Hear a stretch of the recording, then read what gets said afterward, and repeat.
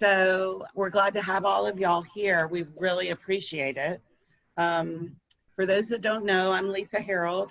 I'm here with Suzanne Barker, and we serve as co-chairs of Atlantic Beach Preservation. We're delighted that you could join us for this candidate forum. We're a group of Atlantic Beach citizens whose mission is to inform and promote citizen participation in city government to ensure the preservation of our quality of life. We've served the community by hosting forums and informational discussions on topics important to our citizens, including drainage, dune restoration, parking, and our tree canopy. We're joined this evening by the candidates running for office in the November 3rd election. Seat 1 candidates are incumbent Mayor Ellen Glasser and Rick Carper. The other candidate running for mayor for seat one is Terry Lynn Ray. She will not be joining us this evening. She declined our invitation. Running for seat 2, we have Bruce Bull and Frank Cashman. Hi, Bruce. Mr. Cashman will also not be joining us this evening. And rounding out seat 3 is Lisa Goodrich. Dr. Mike Waters is also running for this seat, and he will not be joining us this evening. We are so glad that you all are here, and we're going to get a little housekeeping done. Each candidate will have 2 minutes for an introduction, and then we'll move into the questions. We'll rotate the questions to ensure that each candidate has the opportunity to answer first. And we're going to begin in no particular order. Is everyone ready? Okay. We're going to start with Lisa Goodrich for some opening statements. Hi, I'm Lisa Goodrich. I'm running for Commission Seat 3. I decided to run in June because I was feeling during these tumultuous, kind of stressful and divisive times, what can I do to participate more in the process, and I decided to run for this seat. It was coming available, and I've lived in the city since 1993. I've always been involved. It seemed like a natural thing for me to do. I have been involved with First Night, planning First Night Atlantic Beach in 1995, 6, and I think 97, before we handed that over to the city. And then I was involved with the Beaches Fine Art Series, the Cultural Council of Greater Jacksonville, lots of different organizations that impact the beaches here. We've raised our child here. He's a great kid, 25 years old. And we just hope to be here, the rest of our lives. We love this city. Thank you so much, Lisa. And now, Bruce Bull, opening statements. Thanks. First of all, I want to say thank you for the forum. I appreciate it. A lot of the same reasons that Lisa said she was running, I can mirror those. I've raised 3 daughters here in Atlantic Beach. I counted it up the other day. I've moved 23 times, 3 times overseas. And you know what, I ended up here, luckily, and this is where I want to stay and make my home. So luckily in the 16 years that I've lived here, many of them I've been working for an Alaska Native Corporation as a defense contractor. Previous to that, I was in the Navy for 30 years as an aircraft carrier pilot. I think I bring a unique set of skills, or I would bring a unique set of skills to this job. I think you hire people for their decision making. And I've got a record of decision making, and some of them pretty critical decisions. I think of all my jobs, my several jobs in the Navy and working with FEMA and DHS, I would say that being the Navy's point person for Hurricanes Katrina and Wilma for the Southeast region probably is a skill set that I could help the city with. And that's where if there's somebody better than me, hey, by all means, okay? I want to make Atlantic Beach better. I've gotten involved a little bit in a couple boards and also some charitable organizations.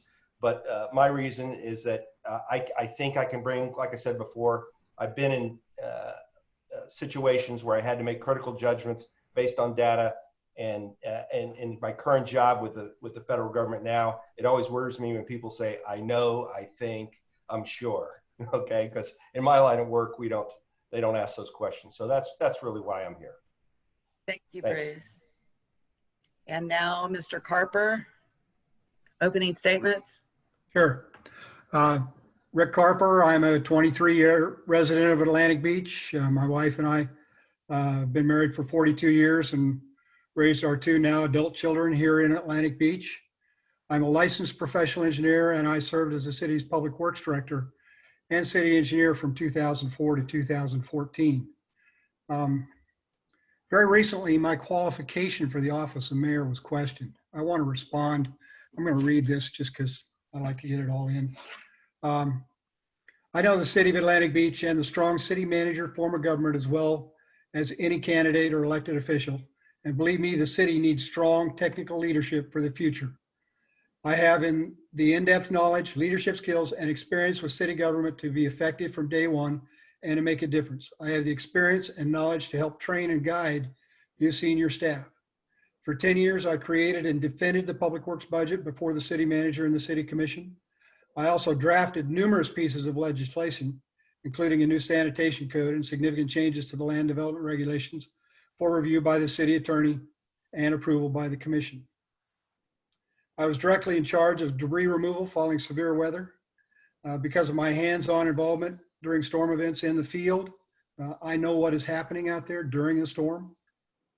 I attended and participated in many city workshops on budget and infrastructure projects over the last several years. And I decided to run for office because I've seen a significant lack of knowledge among both elected officials and senior city staff about how the city operates and about projects and policies the city had implemented. My feelings were only re-emphasized during the recent budget development process. Thank you. Thank you, Mr. Carper. Now, Mayor Glasser. Hi, everybody. I'm Ellen Glasser. I'm the sitting mayor, and I want to thank Atlantic Beach Preservation for this forum. I always enjoy meeting with you and attending your functions. And I will say that your mission and mine align totally. And politics aside, you know, I am all about preserving our residential, high quality, special way of life. I'm a nonpartisan candidate with absolutely no desire to serve beyond Atlantic Beach. So as the current mayor, I do bring almost 40 years of public service in law enforcement, my career in the FBI, the last piece being as the head of the North Florida Joint Terrorism Task Force. My teaching career at UNF in criminal justice, my love of children. I'm a mother of 6, grandmother of 3.5. I love the military with strong military connections, and I've lived here longer than anywhere else in my life due to the nature of my FBI career. So my life is a testament to service and duty, to fairness, to relationships, to professionalism, and the rule of law. And I've proven this in my effort to serve all of Atlantic Beach. You've seen me out everywhere in the community and not just during campaigns. I'm committed to public welfare of our residents through crisis situations, to our environment, our trees, the protection of our coastline, our parks, and our fabulous beaches. So we've accomplished a lot in the city under my term. I think I represent stability that we need in these tumultuous times. And how much time do I have left, Lisa?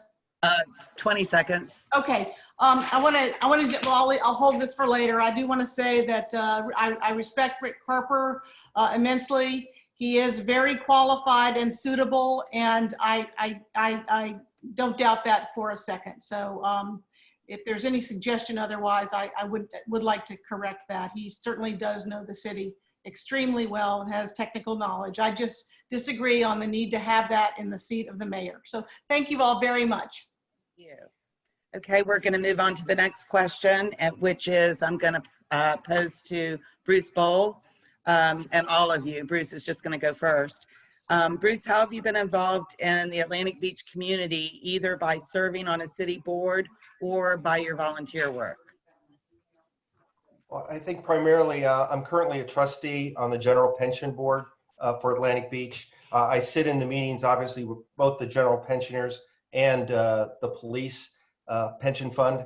I've learned a lot. I think that gives me an interesting background. It's one of the reasons I'm here tonight. Is I think I've seen some of the inner workings of some of the things that are important to me. I would mention that I work in Navy Relief out at Mayport, and I have off and on for probably 15 years. I also, I would say that I was probably Navy centric I'm a member of the Association of Naval Aviation, which does some charitable work. The infamous Tailhook, I'm also a member of that and on the scholarship committee. But I would say that I look to kind of broaden my view, and I look to doing better things. Thanks. Thank you so much. And Mr. Carper, the same question to you. Okay. While I was employed with the city for 10 years, I served as a staff liaison to the tree board, but have not served on any other boards or committees for the city. For volunteer work, for over 12 years, I was involved with the Beaches Resource Center, which is the full service school for all of the Beaches School located at Fletcher High School. I served as the chairman of the oversight committee for a number of years. After that, I was on the Beaches Resource Center Foundation board and served as president of that foundation for also several years before my kids went off to college and wasn't involved anymore. I currently am a member of the Beaches Veterans Memorial Park Board. That's the service group of service organizations that help maintain and operate the Beaches Veterans Memorial Park in Atlantic Beach. And I'm a life member of the Veterans of Foreign Wars. Thank you so much, Mr. Carper. And Mayor Glasser? So yes, I have been involved in the community in a number of different ways. So as a resident here after moving here in 1999, you know, I've been active in the community, in the city, enjoying our resources, our beaches, our trees, our parks. And I also believe that you can make a difference when you live in a small town and you can see the impact of your changes. So before I really sort of hit the city radar, I was a sports team mom with my kids involved in a number of sports. I spent a number of years of my life driving them around from event to event. And really they were my priority. 3 of them went on to compete as collegiate athletes at the University of Florida on their national championship swim and track teams. And one of them is a local elite runner. I'm really proud of them, not only for those accomplishments. So, you know, my FBI career was very time consuming, and that along with my kids kept me pretty busy until I retired from the FBI in 2006. After that, I immediately stepped up to try to serve on a city board. I served on the Atlantic Beach Community Development Board. I later served on the Code Enforcement Board. I've attended countless city meetings under different mayors to sort of learn how that whole flow worked. In the greater community, I've been on the Jacksonville Commission on the Status of Women. And I currently serve on the Jacksonville Crime Commission to try to address the crime rate that we have just a few miles away from our safe community in Jacksonville. So there's a lot more about me on Facebook, my personal page, my campaign page, or you can Google me, but I've been involved in a number of boards. I was a teacher at UNF. I was involved in a number of clubs and mentored hundreds of students. I'm really proud of that service for no pay in our community, service over self. Thank you. Thank you so much. And Ms. Goodrich? Thank you. I have been involved in the community in many ways since we moved here in '93. I like to say, and it's just kind of worked out as a family way for us, that my husband was always in charge of income and I was in charge of giving back to the community on behalf of our family while we were raising our son, Tommy. I started to say earlier that I was part of the inaugural committee to program First Night Atlantic Beach, which was a fantastic citywide family-friendly alternative to traditional New Year's Eve celebrations that went on for 2 or 3 years before we handed that over to the city. It was an enormous undertaking involving lots of moving parts and people and different logistics. From there, I served at the Beaches Fine Arts Series, a much beloved nonprofit here in at the Beaches. I was a board member there and finally finished my 6-year term as president of the board. During my time there, I tripled the organization's budget and helped to grow their programming.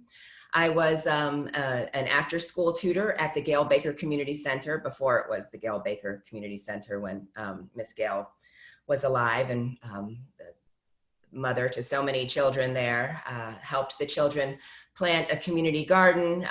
I would primarily help them with math, but enjoyed all my time there.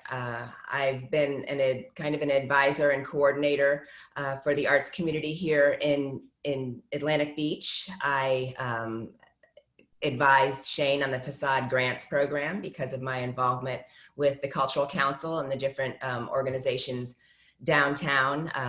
I was in charge with the Cultural Council of on the grants panel of managing. I was one of many panelists that helped to manage the $3 million that the city allocated from the taxpayers' dollars to the arts. So I had to help understand and support 22 different organizations there.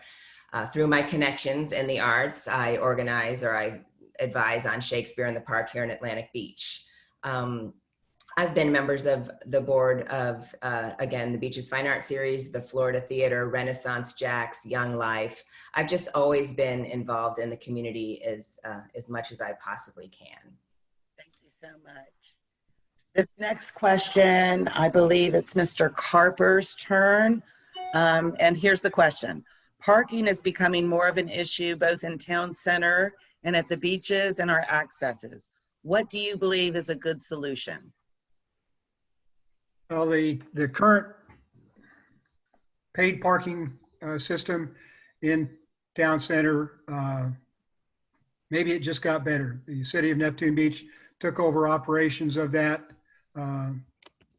We'll see. I've heard nothing but dissatisfaction as I've made my rounds of the city. And in my opinion, if the paid parking situation has not resolved by the time I'm sworn into office, then I will look for ways to get the city out of the program. I know there are outs in the interlocal agreement with Neptune Beach, and I would look to return to the days where we had timed parking slots on Atlantic Beach's side of Atlantic Boulevard, and would ensure that the commission provided the resources for the city to enforce the time slots. For years before the paid parking was implemented, all those slots down there were 2-hour parking slots, marked such, but it was never enforced by the city. I think the merchants' desire for more turnover down there could be achieved by just enforcing paid parking, or not paid parking, enforcing timed parking. Thank you. Thank you, Mr. Carper. And Mr. Bowl, same question to you. Yeah, I kind of echo a little bit what Rick was saying. In my rounds, I haven't heard too many people, brag about the paid parking at town center.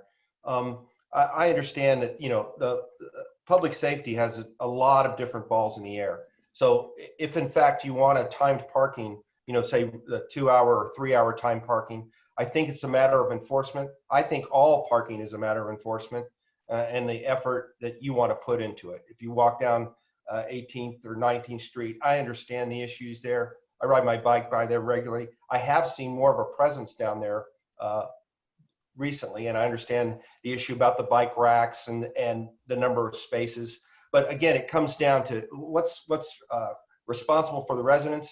I saw a note today that we still can't have a couple free hours if you're a resident in Atlantic Beach up on the website. And I know I'm like everybody else. I put in a password at one point, a license number, or whatever the system is. I'm kind of with Rick on the enforcement of the hourly parking. But again, it's a matter of resources. If you want to enforce that, it's going to cost you money, and it's also going to, what are the pros and cons? So I'm going to kind of cop out here and say I'd like to see the metrics and look at the quantitative effect that it has. I've talked to some of the merchants. I think the Hidden Beach issue down where I live at 18th and 19th. I don't think that's going to go away anytime soon. So I think it's really a matter of enforcement, and I understand that the issues that the residents have down there. That's it. Thank you so much. And Ms. Goodrich? I've lived off of 19th Street since we moved here in '93, so I'm quite familiar with the parking issues, specifically at 19th and 18th Street, and I've seen the growth down at Town Center. I've also talked to some merchants down there, and I understand what their feelings are. So here's my thoughts on parking. The Florida Department of Environmental Protection and the City of Jacksonville pay for our beach renourishment.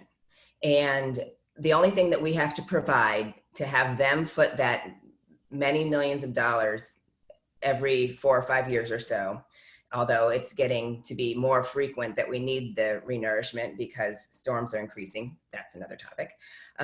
So we have to provide, the only thing that we have to do is provide parking at the different beach accesses, a certain number, and there's metrics for that. So I think that we should provide that number of parking spaces, not one more, not one less. I think that every Atlantic Beach household should receive free parking passes, and not just for 3 hours. They can park anywhere in the city for free. When we're talking about our town center, I think that we should go back to the 2-hour limit. If it's paid parking, that's fine. I actually have traveled quite a bit, and I've been to many beach communities, and everywhere I've ever traveled you have to pay to park. So I'm fine with paid parking all throughout all the accesses. But whatever that number is, that's the number that we provide. And when it's full, it's full. Again, Atlantic Beach residents can park for free all the time. We are lucky that we have the asset of Hanna Park right down the street. So I think that this is part of a broader vision here where we have to educate people on the availability of Hanna Park, the amenities, the bathrooms, facilities, showers, park for the children, beautiful beaches, and along that way, make it more inviting for them to make the trek to Hanna Park. It's not really that far, but it seems quite far when you're driving down Mayport Road. So the larger vision there is that we have to continue the process of we're going down the path to put Mayport Road on a road diet, going from 6 lanes to 4 lanes.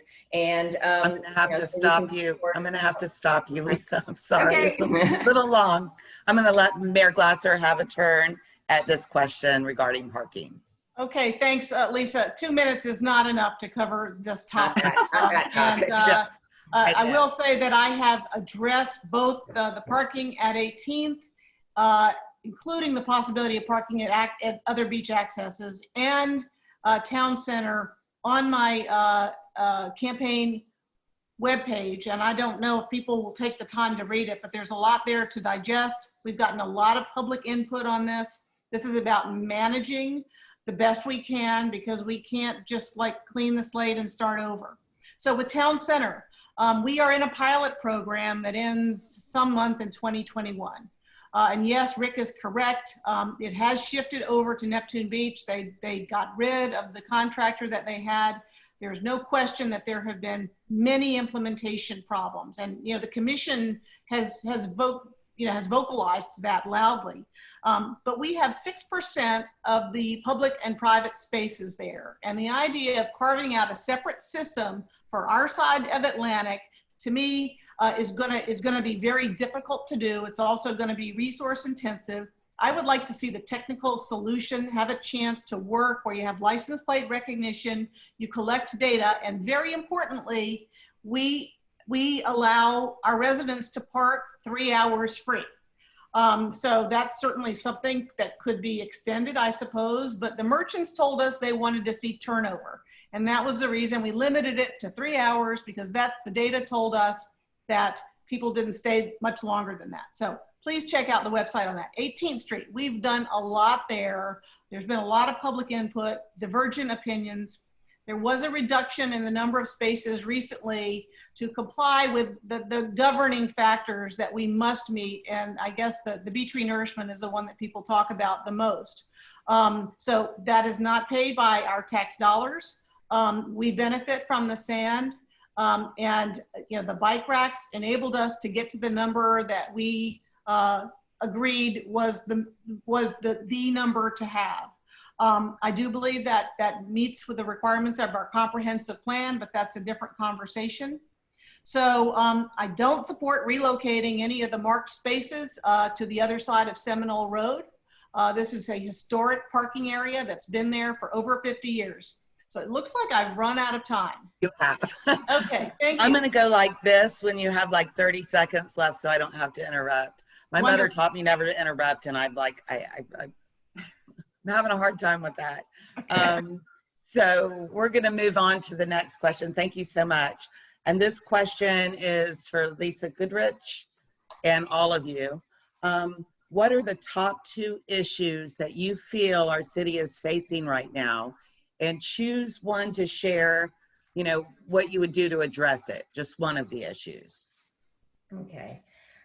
I think that the 2 top issues, and again, they're related, are resiliency and sustainability for dealing with sea level rise in our community. We're a coastal community. We're surrounded by water. And I think that it's important to protect against sea level rise, specifically the vulnerability on the marsh side.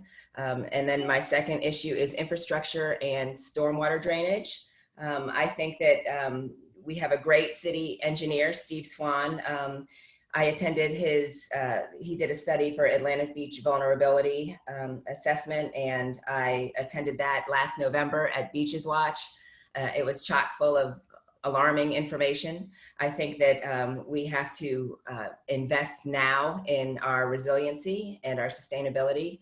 There's ways that we can do that beyond just providing for it in our budget, and it's going to be extremely expensive. But it's something that we absolutely have to do and have a long range plan for sure, because 10 and 20 years is going to come faster than we think. I think that we should really look at some of best practices in other cities. Specifically, St. Augustine has done a good job. We should consider lobbying for more federal and state funding to address these issues.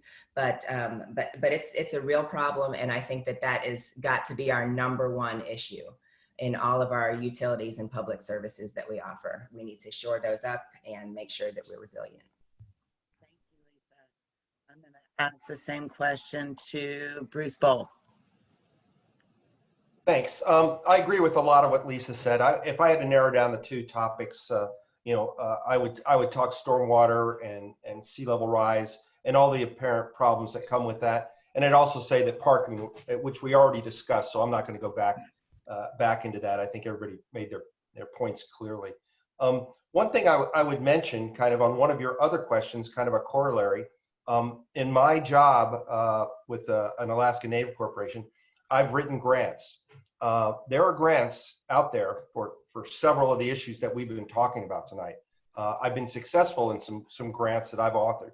So I think that would be maybe something that I could bring to the table as far as when we talk about sea level rise and all that. There's a lot of, I won't say a lot of money, but there is some money out there for research, for analysis, for implementation. I know this because we did it at Navy Region Southeast, where we went out to other federal agencies and canvassed them for funds and for new viewpoints and for innovative solutions. So I would totally agree. I support the 2018 stormwater plan. I mentioned it the last time the group was together that I'm an advocate of less concrete, more porous land.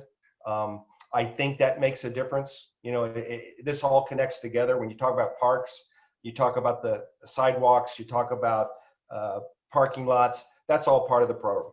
So I think that's the #1 issue, but it's all commingled. Thanks. And Mayor Glasser? Okay, the 2 top issues that I would pick would be infrastructure and its connection to resiliency and public safety. Although I do have 10 priority issues on my website. So I could talk about infrastructure and the projects we have queued up for this year, which are Aquatic Gardens flooding, Donner Road, and Seminole Road. Those are all significant projects that I think are gonna really add to our resiliency. But I'm going to talk about public safety because that's my wheelhouse. So our police department, we appointed last night Vic Walilo as our next chief of police. We have a really safe community. We take it for granted as long as it is safe. I mentioned my role on the crime commission. You don't have to drive very far to feel unsafe. So this is not something I take for granted. I'm very proud that our police department is accredited. So we're going to have a professional department. We have one already, but we're going to just get even better. And the community policing, you know, we couldn't give them any additional resources this year just because of COVID, but they do deserve it. So I have to talk about public safety in the context of public welfare and the COVID crisis. So this has been an unprecedented year for anybody in municipal government with lots of challenges, lots of difficult decisions, many of them not well understood because people are saying different things. The data changes all the time. It's been very difficult to try to keep a consistent message on that. But I've always used data to help inform the decisions and listen to health experts on what we should do. Oh my gosh, okay. And don't forget hurricanes. Hurricane planning is something we have to deal with every year, and it threatens our lives, our properties, and that's why our renourishment is so important. Those are all very important things. Thank you. Okay, Mr. Carper. Okay, kind of to join the band here, infrastructure is one of the top two issues. As a former public works director and city engineer, I think I've got a very strong wheelhouse here. I do want to second what Mayor Glasser said earlier before. We do have an excellent city engineer. Steve Swan is one of the best hires the city has made in the last 5 years.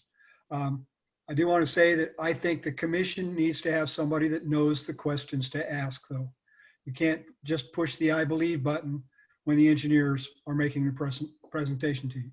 The other topic is just maintaining the livability and the small town residential feel of Atlantic Beach. And I think we do that by emphasizing our park system, by making our parks the absolute best they can be, pushing the connectivity between the parks, the beach, sidewalks, bike paths, make it safe and easy to get from one side of town to another, but from one park to another. Also, the tree canopy. There are several things that really speak Atlantic Beach when people are talking to you. Tree canopy comes up repeatedly.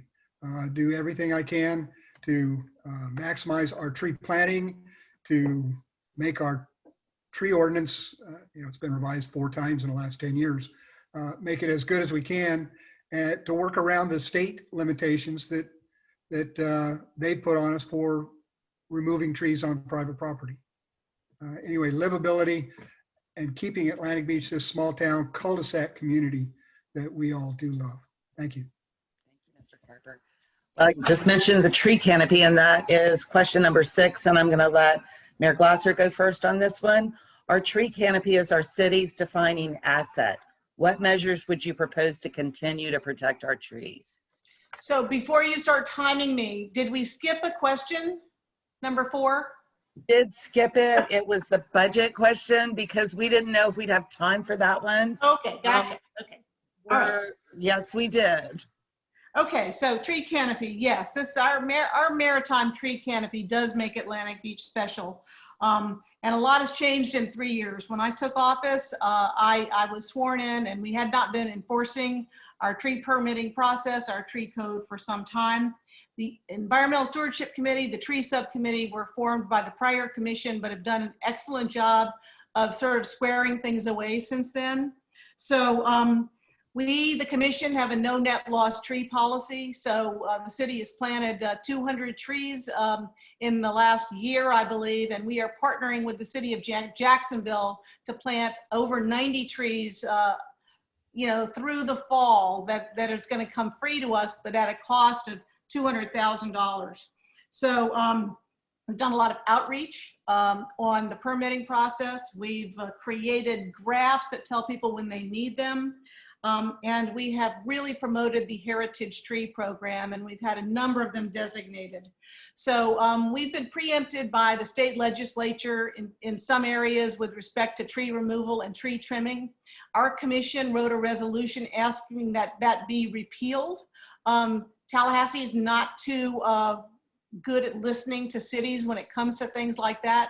So we've been reviewing our tree ordinance with that in mind. So we'll be looking at this very soon. We'll be looking at the construction window, penalties for no permit, mitigation, And we are going to look for input from the private sector as it relates to new construction. So it's a very important topic in our city. Thank you. And we're going to have the same question addressed to Mr. Ball. Well, I echo both what the mayor and Rick said. The only thing I'd like to add is, and this is anecdotal evidence, when you talk to people about the tree canopy, by the way, I'm personally, if you've driven down Seminole Road, I'm the part of the trees that overhang the road. So I'm personally helping out with that, the way I look at it. But when you talk to people, they say enforcement. They think, and I can understand why they say that. They can see their neighbor, doing massive tree removal, and they think, well, how is this exactly enforced? I don't know that. Okay, I'm smart enough to tell you I don't know. I think that's an issue that I would have to dig into and understand specifically what makes me, and I understand about removing and replacing. But I think it is one of the defining features of the beach. It's one of the reasons I live here. Here you drive down A1A and you go through Ponte Vedra and you see those beautiful trees. And I think of back towards Selva Marina, and I'm thinking, you know what? I have that, and I have a great beach. So again, I think everybody's pretty much for it. I think it's a matter of understanding the enforcement and making sure that everybody is transparent. And I have read up that I understand what the state dictates to some extent, and I know what it's like to go against Tallahassee. So I would echo that, but I need to learn about the enforcement. Thanks. And Ms. Goodrich? We moved here for the trees. The trees are extremely important to me. It's very frustrating when I see, and I live in the Selva Marina area, very frustrating when I see whole lots being clear cut because people move here for the trees, but they want to look at the trees over there. I don't think that there's, we do have a great resource on our website to find out what is allowed to be cut down, when you need a permit, all of that kind of stuff, but it's not necessarily super easy to find. I think that because we are a tree city, because that is one of the defining characteristics of our city, that should be moved to the front page of our website so that people can understand more about what's going on. We have to educate people more on this whole process, and a lot of this stuff, maybe the fines need to be hurt a little bit more for things like that. I think that it's easy for people to say, well, I'll just pay the fine, or I'll do what I need to do. But I think that that's something that we really need to enforce and protect. Maybe an option would be when people move to our city. I mean, could we have some sort of neighborhood ambassador, not a code enforcer, or not somebody that immediately you start to feel like you're doing something wrong, but somebody that educates you. Welcome to the neighborhood. I'm sure you moved here for these beautiful trees. Here's a brochure that shows you how to take care of the trees and what needs to be done. Protecting our tree canopy is vital, and I think that that's something that we need to really take a harder look at. And Mr. Carper? Okay, I'm probably not going to need my whole 2 minutes because everybody said the things I was going to say. A couple things I would add is that in addition to the fines when people improperly remove trees, we should look at just increasing our mitigation assessment, whatever we do charge people on an inch of tree basis, because right now builders and new homeowners, they just look at it as a cost of doing business. It's not anything that gets into their mind about, oh, I'm adding this amount of cost to my house. It needs to be something they think about consciously about what's it going to cost them to take this tree down before they make that change. One of the things I think the city should look at expanding our tree planting program to find a way to subsidize planting trees outside of our rights of way and our city parks. Find a way to subsidize getting trees into people's backyards, because that's where a lot of our trees are going away. Another thing I'd like to see is that our tree permit program has some kind of registration where if somebody's going to cut down a tree that, well, I guess it's not a tree permit program, but if somebody's going to cut down a tree and they don't need a permit from us because of the state mandate, then they let us know so we can at least document it. And then we can go back and look at that area as needing replanting in the future. We can prioritize the areas where trees are being removed so that we don't end up with bald spots in our canopy. Other than that, what everybody else said, I like it. Thank you, Mr. Carper. Just so you know, we do have an option on here, and we've got a couple questions from viewers that we will get to if we have time. But our next question right now is about polarization in politics. And I'm gonna have Mr. Bohl go first. Increasingly, there seems to be a polarization in politics, even at our local city level. Would you publicly renounce any campaign mailings or public communications that are false or disparage your opponent in any manner? Yes. Now, does that include current council members, commission members? I'm joking with you, okay? Don't put me on No, the but spot. Oh my goodness. I appreciate that. I'm probably the least social media savvy person, so you won't see me on any Facebook wars or anything similar. But no, I would not engage in that. Thanks. Okay. And I'm going to present the same question to Mayor Glasser. I'm so glad I'm next because Bruce, I got what you were talking about.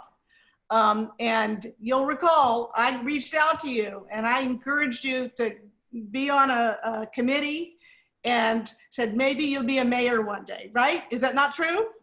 So anyway, so would I respond? That is true. Yeah, the easy answer is yes. And then I started to think about it and I realized that when it happened to me 3 years ago, I was so shocked by it that I didn't respond right away. And the good thing about our community is although we make politics very much entertainment and people like to banter back and forth, there's a line sometimes if you cross it that people will speak out. And that's what happened to me is that when negative mailers came out about me, like hiding behind screens and, you know, being like a carpetbagger, you know, the community just didn't like it at all. So there is a sort of a correction that happens with the community. So, you know, I will say this campaign, you know, I'm seeing some of that in our community. I think it's fueled by the tension of our national politics. I actually think this is a crisis in America, this lack of civility and sort of fighting with our neighbors. So I called out something earlier this week, and actually where it gets personal for me is when somebody does it to our staff.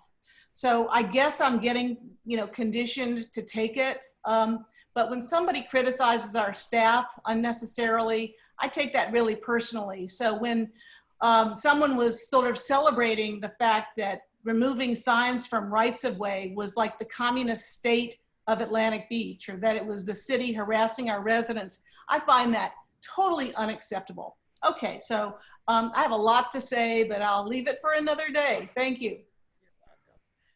And okay, we are moving on to Mr. Carper. Okay, I will publicly renounce anything, communications, mailers, whatever they are, that are false. And disparaging of opponents in any manner. The one thing, if it's just a statement of facts, I'm not going to denounce a statement of facts, but yeah, disparaging some of these things, as Mayor Glasser kind of leaned, they're just mean, and they don't have any place. They shouldn't have any place in national politics. They certainly don't have any place in our local Atlantic Beach politics.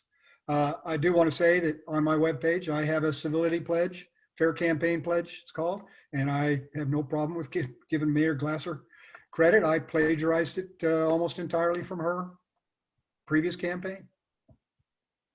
Thank you, Mr. Carper. And Ms. Goodrich. I would absolutely publicly renounce any campaign negativity or disparaging comments. I would have nothing negative to say about any of the candidates running, their character, or certainly my opponent. I could never say anything disparaging about his character, his intelligence, his ability. No, I mean, at the end of the day, I think that we've all come to this because of our, our love for our city. I certainly don't feel like there's anything wrong in our city. I just want to advance the ball a little further down the field. And we can do all that without negative politics. Like Mayor Glasser said, I think that's just indicative of the whole climate in our nation right now. And it's super unfortunate because at the end of the day, I'm just going to always be the same neighbor I've always been. So yeah, I think that that's an easy one for sure. Thank you so much. All right. We have one question that was submitted to us during this webinar. And it was, how can the city plan for climate change? And I'm going to let Mr. Carper go first on that one. The biggest impact to our city for climate change, besides the increased frequency and severity of storms, planning for climate change is planning for sea level rise. It's going to come at us from the intercoastal waterway side, and we need to look at our land development regulations and decide what we can do to minimize the impact of people. Water in people's houses is the worst problem they can have, other than the house being blown away, I guess. The city recently completed, 2019, completed a study that looked at what depths of water we could look for over the next 10, 20, and 50 years, I think were the time frames. The next step in that process is actually to look at what we can do to combat it. The Florida Department of Environmental Opportunity has a 5-step plan. It's on my webpage, as Mayor keeps referring to her page, but also in the answers, one of my answers to the questions posed by Commissioner Anderson, that there are a lot of alternatives besides building a seawall. Seawalls are incredibly expensive. So we need to look at the options for minimizing the impact of sea level rise on Atlantic Beach in the long run. It's going to be very expensive. We need to start looking now and start preparing now so that we can amortize that cost over a longer period of time. Thank you, Mr. Carver. And the same question to Ms. Goodrich. I echo what Rick just said. I think that looking at sea level rise and resiliency, like I said, being our top priority for me anyway, is critical. So I would definitely look at development regulations and see how we can mitigate the impact on people building and moving here, how we can help our marsh side to make sure that stormwater drainage is efficient and modern as possible. I think that it's something extremely important for us to look at, and I would rely heavily on the experts in this field. I agree again with what Mr. Carper said, that Steve Swan was a great hire. He's highly capable, and believe that he could lead us in the right direction. We just need to make proper assessments and follow a path along that way. Thank you so much. And Mayor Glasser? So I think we're all maybe on the same page here. In the last forum that we did, I was sort of gratified that everyone acknowledged the impact of climate change because it has been the words have become politicized, even though cities and states operate with that basic assumption. So in my term, we did conduct a vulnerability assessment. Rick talked about it. We did an education piece with Steve at Beaches Watch, various forums in public. I've spoken to many groups. The 3 beaches convened a sea level rise forum at Fletcher High School. I go to many groups. I've done forums at WJCT where they want to get the perspective of the elected official, because there are just not very many of them out there that can talk about this. So I think we've moved the needle a little bit with Jacksonville. I've been working with Councilman Carlucci. They've formed a committee there. They now have a resiliency officer. We have somebody performing that function. We got a grant to do an adaptation plan, excuse me. So the education piece is hard, But I think the next piece is going to be harder in terms of what are we actually going to do in terms of the planning for this. So yeah, we're all on the same page with this. So, you know, our model is a little different than others use. We combine nuisance, tidal, rising seas in terms of coming up with our data, and it's a great model. Thank you. Thank you. And finally, Mr. Ball. Yeah, I've got some personal experience with this, and just to lead off, it's always harder to spend money that's going to affect you 30 years from now than it is money that's going to affect you next year. So I was in New Orleans on day 2 because the Navy had 2 bases in New Orleans, Pascagoula and Gulfport, all within my region. I was tasked for leading probably on day 3, kind of the combined effort. So I've seen up close and personal. I spent a year and a half doing that job, and I can tell you there are places that were prepared, and there were places that were not prepared. And even in the federal government, structures that were built in World War II or after, and it actually planned for it, makes a huge difference. And also the infrastructure to get the needed things that you need at that time. You'd be very surprised at what becomes important at those critical first days. I know a lot of us have been through local hurricanes. I've seen some pretty ugly things. I know what a salt fire is. I've experienced that up close and personal in Key West. So I think I take a perspective that the infrastructure that we're going to spend down the road can make a great effect. Maybe not for all of us, not as old as Rick, but our children and our grandchildren will experience that. So again, I've worked with the experts. I understand the problem, but I also understand the initial response is also critically important. Thanks. Thank you. And finally, our last question. We are going to get to question number 4. I'm going to let Mr. Carper go first. And this is because of COVID, the city budget most likely will have cuts. Where would you propose those cuts should be made?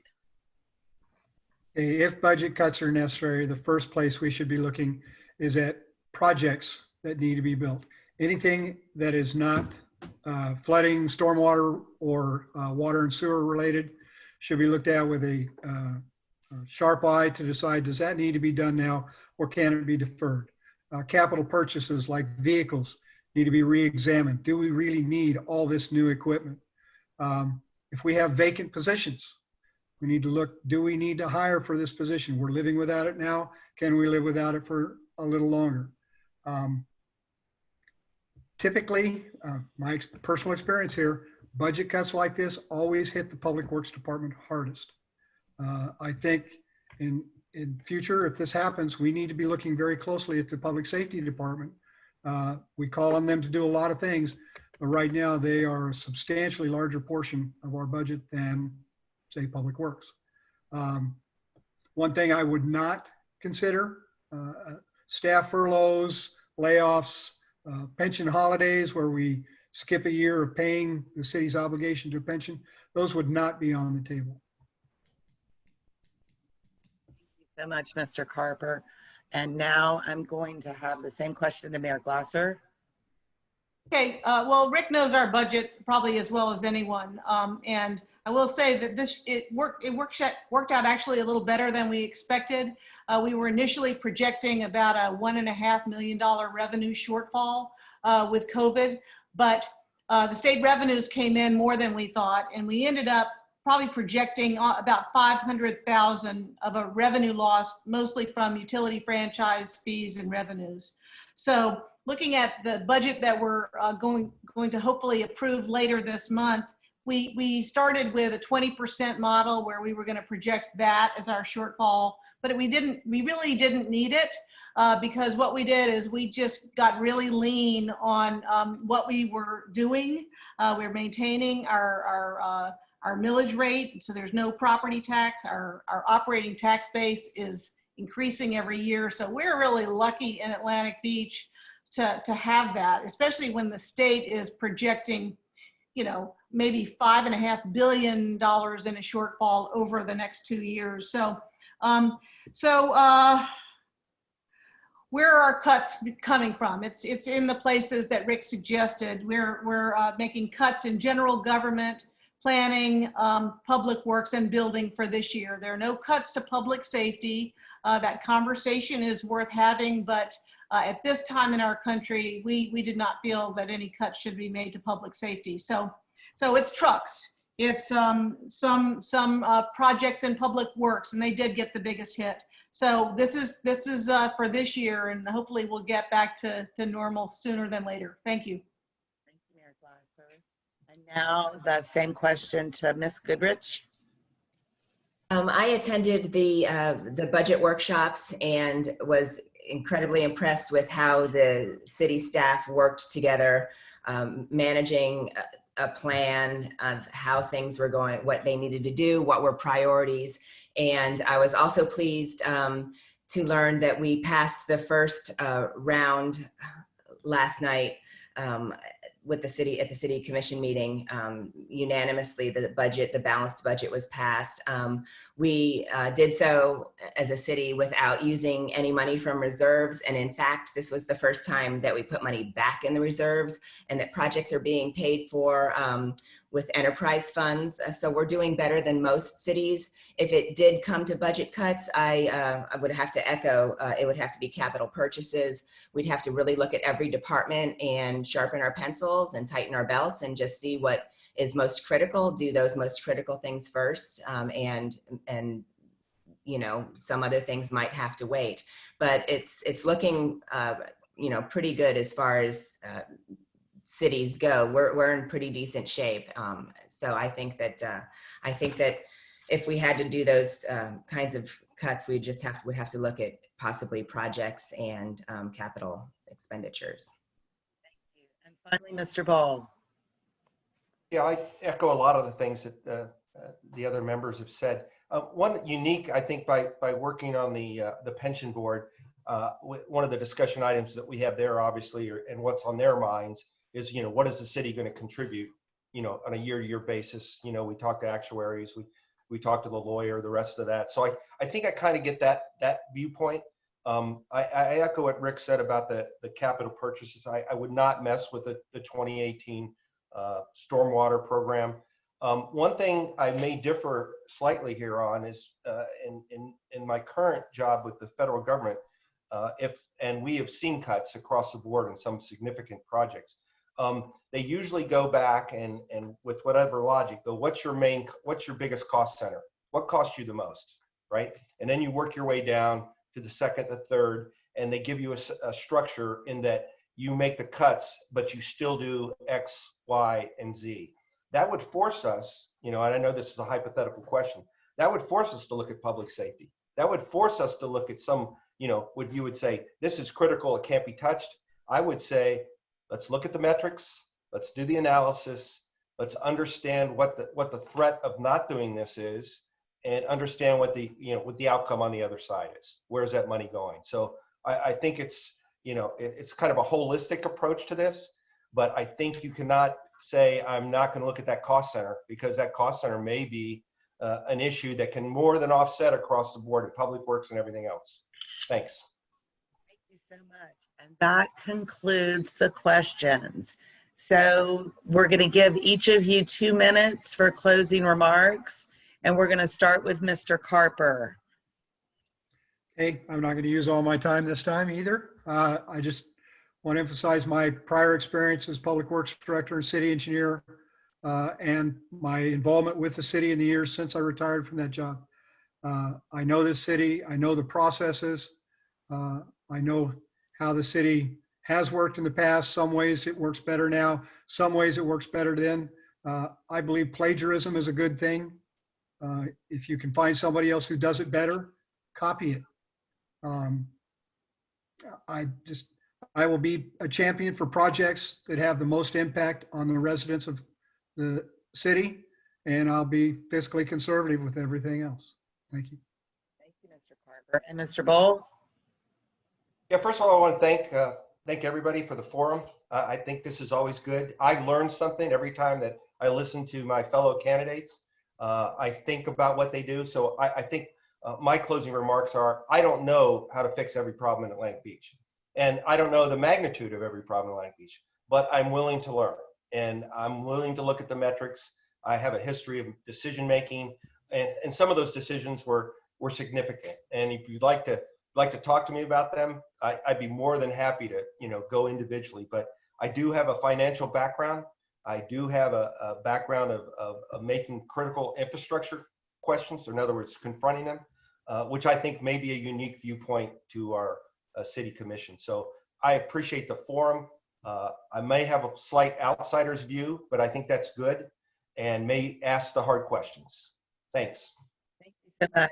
And Ms. Goodrich? Thank you. Thank you for having us. I appreciate the opportunity to talk to as many people as possible in our city, especially in this time when we can't hold large events. I appreciate all of my fellow candidates that, again, just like Bruce, I learned something new from each of you. You're all very smart. I would love this job, and I would appreciate the opportunity to answer any question that anybody had. If you'd like to reach out to me on my website, we can have a direct conversation. I screenshot some of the questions that we didn't get to tonight. It's important to me to give back to our city on a deep level. I've been here for a long time. I care deeply about the city. And as I said before, I just want the opportunity to advance the ball down the field a little further. I have a large background in community and civic engagement. I would bring that to bear in this position. I have the time to study and read and learn and talk to people, and to make sure that we're making the best decisions, and I'm not afraid of asking the hard questions. So I would appreciate the opportunity to do so. Thank you for having me. And Mayor Glasser. I also want to thank Atlantic Beach Preservation and the other candidates. I was really impressed at the first forum with the caliber of candidates. It's not an easy thing to jump off the cliff and become so public, especially when your neighbors are watching. So, it's been an honor to be the mayor here in Atlantic Beach. I never thought that would ever happen in my lifetime. I do take seriously being a mayor for all of Atlantic Beach. I want people to know that I'm listening to them. I want them to know me. That's why I spend so much time out in the community, and I hope that people do. So you've already heard me talk about a number of topics. Some of the things that I did not mention were the initiatives along the Mayport corridor. I could talk for a long time about that, but that's been a priority of the commission. Our supportive businesses. We've been talking about how to help them in this time of COVID. Equity for all in our community. And then finally, I just want to give a shout out to the faith community. I've spent a lot of time visiting churches, and every week I get prayers from congregations and pastors, and I think that they do a lot of good in our community, and I want to partner with them even more. So I do think that we're in a good spot. There's stability, and I want to continue the work. And I would like to ask you consider voting for me in this election. So I humbly ask that. Thank you so much. Thank you. And on behalf of the citizens in Atlantic Beach Preservation, we appreciate all of you taking the time to, in this time of COVID, directly communicate with the voters and the citizens of Atlantic Beach. We thoroughly appreciate it, and thank you. Thank you. Thank you so much. Thank you. Y'all have a good night. You too.